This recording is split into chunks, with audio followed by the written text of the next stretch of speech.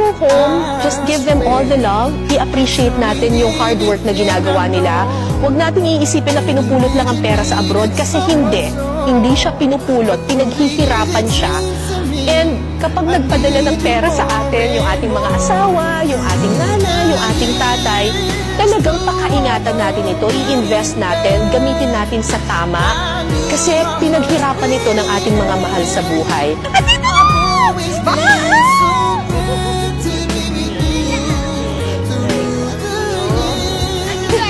Ako, for my husband, pag uwi na niya talaga, it's really just shower him with love and affection, kasi deserve. My husband. Bye! Actually, ngayon, medyo mas okay na ng kaunti kasi may internet na. So, everyday, kahit papano, nakakapag-usap kayo ng asawa mo. Pero, iba pa rin eh.